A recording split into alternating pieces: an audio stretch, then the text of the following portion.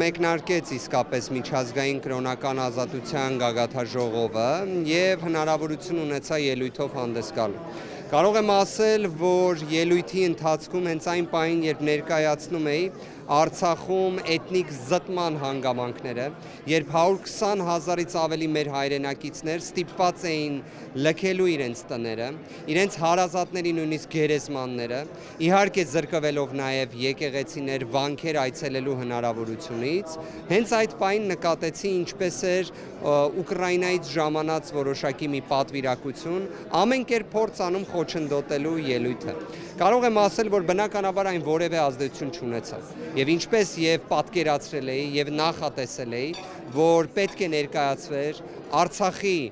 մեր հայրենակիցների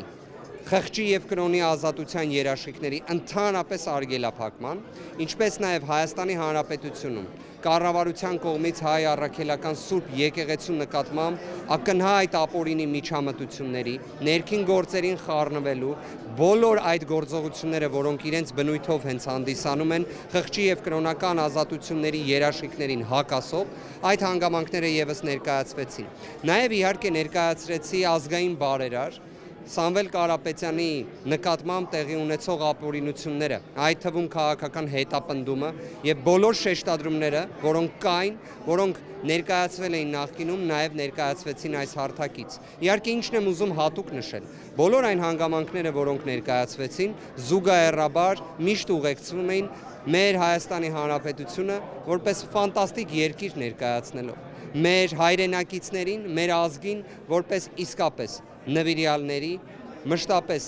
աշխատասիրությամբ աչքի ընկնող եւ տաղանդավոր ազգ լինելու հանգամանքները ներկայացնելով, քանի որ իսկապես մենք ունենք մեր Հայաստանի Հանրապետությունում ցավոք սրտի քաղաքական հետապնդումների մի ստվար դեպքեր,